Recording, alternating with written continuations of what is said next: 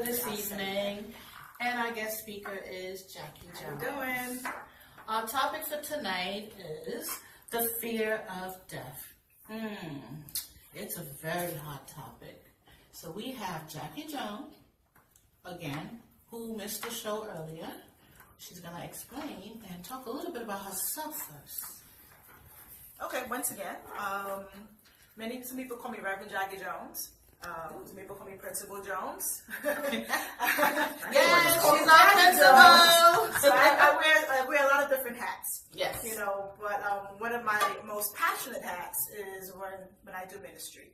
And a large part of, I was talking about purpose, a large part of my purpose is to help people find their purpose. I love it. Help people walk and maximize their full potential in life. That's a large part of my purpose and what I do. So being asked to come here today to talk about the fear of death will give me an opportunity to sort of share with individuals about, not just being afraid, but being able to accomplish what you've been called to accomplish before we all die, because it's a natural place in which we all have to go. Yes. It's true. Very true. Yeah. Well, how can you tell a little child about death to break it down to them, for them to understand? Good question. Very good question, but I think it's something that's important for us to do. I was sharing before, I think for myself growing up, watching horror movies like Amityville, like I mentioned before, I grew up being afraid of the boogeyman, being afraid of the ghosts, because when the ghosts die, they come and they haunt the house. So that has been my understanding. That's been my understanding growing up. So it is, it was hard.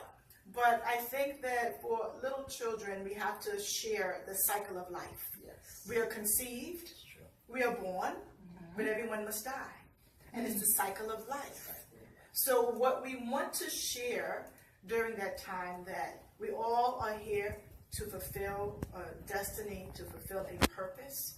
And some people go a lot sooner than others. We have some people who have been through some things, and you wonder, they're still alive? And then you wonder why others are taken.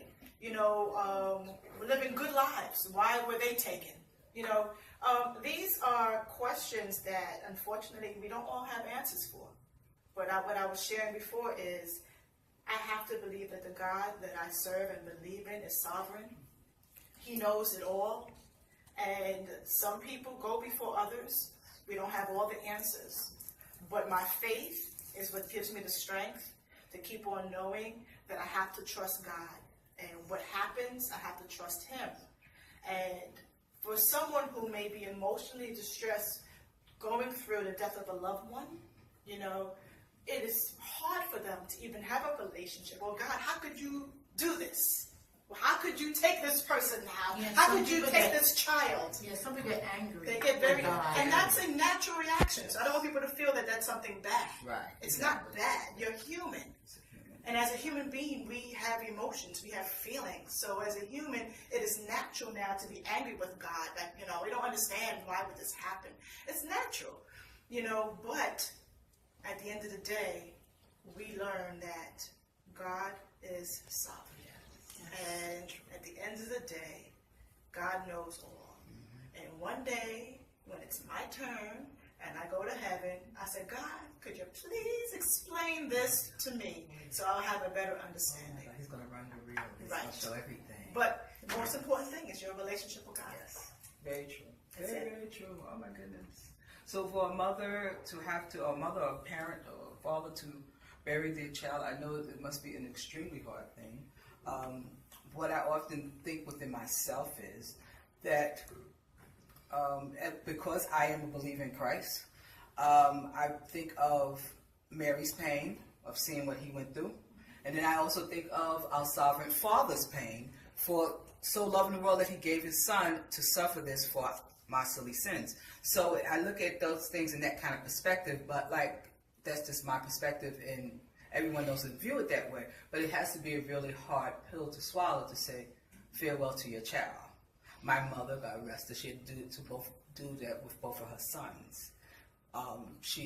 It was very hard, but she was gracious with it because she had a relationship with Christ. So that was a different thing. But if you don't have the relationship, or if you can have a relationship, still be upset about a matter, especially if it's sudden. Ooh, that's hard. So you have to. Sometimes the situation will make you seek God for an answer, for comfort, for peace, to get through the situation. Another way to think about it is like things happening for a reason. Oh, all things happen for a reason. I mean, Absolutely.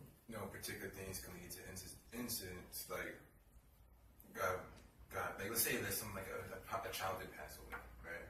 And then someone sees that story, or someone hears about what happened. They can open the door for you to open another foundation. Absolutely. Or help other people who have gone through what you've gone through. So basically, you're like a testimony to them. Like if your child passed away of cancer or any type of disease that no one really heard about, right? Yeah. You can be that testimony of like, well, because my child has went through this is a bad way of thinking about it. Because my child has went through this, I'm able to explain to you of the different type of symptoms or the different type of things that you can do to help them get along the process, or ease up the process, or even cure the child or that other individual, the child or that adult, from whatever you're going through. Right. I mean, yeah, it's sad that you see a loved one pass away, but you're able to give them better feedback of what to do and how to do it.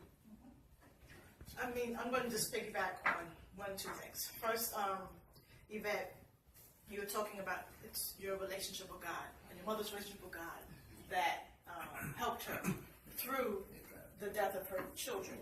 I want to talk about that because that's, to me, is one of the most key elements of all. Absolutely. It's having a relationship with God. Many people say, okay, well, it's about church. No. Church is a place where we go to fellowship. The most important thing is having a relationship with God. That's the key word. That is the key.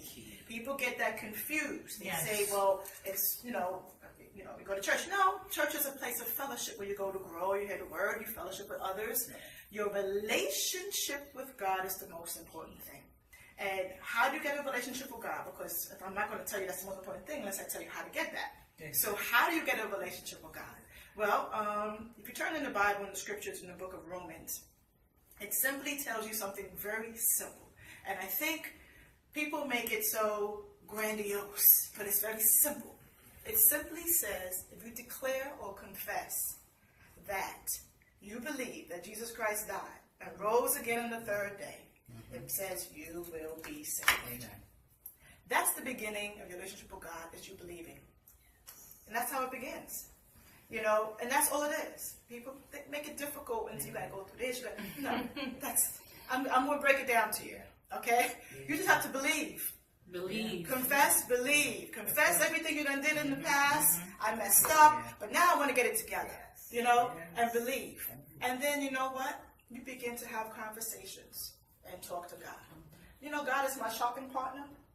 I go to the mall. I be looking at the shoes. God, what do you think about these shoes? He's my best friend. Okay. Wow. Shopping partner. He's my best friend. So people think, he orders my stuff. Yes. So because I have this relationship with him, it gives me the strength to not be afraid of things. And one of those things is death, because I know that he's in me. I'm given purpose. Yes. I have a purpose in my life. Yes, we all must have a purpose. That's right. In our life. And we all do. He said that we are predestinated. We're predestinated. Before the foundation of the world, if you choose to believe the Bible, I choose to believe the Bible, it says that we are predestinated. And I remember reading that when I was young, like my 20s. And it sparked something like, wow, really? That's why the child is named Destiny. That's why I named my daughter Destiny, because we are all predestined. It had nothing to do with the music group. God bless my life. But I named it because I believe that got deep in me. Like, yeah, we are predestined. It has nothing.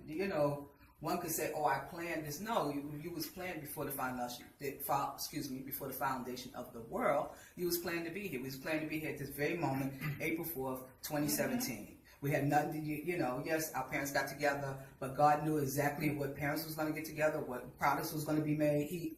He's in full control. So I'm going to tell you something, Yvette. You just said something. It's very important. Now, I don't know if you guys realize what she just said. Okay, but she just said that it was predestined, listen to this, for us to be here on April 4th. Now, I asked Shirley, why this topic on the fear of death? Because it's a topic that many people will shy away from. So why this topic today? But I don't believe in coincidence. I don't believe in accidents. I believe that it is this topic because there's a reason why we need to discuss it. Because someone needs to hear it. So I don't believe in accidents. I don't believe in, but there's a reason for it. I do believe that everything is predestined. Yes. Everything has a purpose. So there's a reason why this is being discussed. Absolutely. There's a reason for it. Yeah. Because someone needs to hear Someone it. needs to hear it Yes. and be encouraged. Someone, our Yes. listeners, Yes, and someone our needs- audience They need to hear listen. it. They need to hear it. This tonight could help someone. Absolutely. That's right. Absolutely. If anything, like I said this before about writing your bucket list and walking in your purpose and fulfilling your destiny. My destiny is to help people. That's my passion, is to help people find their destiny. Help people find their purpose. That's my purpose. Yes. Patrick, I said I want to come back to what you just said. You were talking about a child may pass away and I may open the door for someone to help someone else. What happens sometimes during tragedies, once we are strengthened after a major tragedy, maybe I'm losing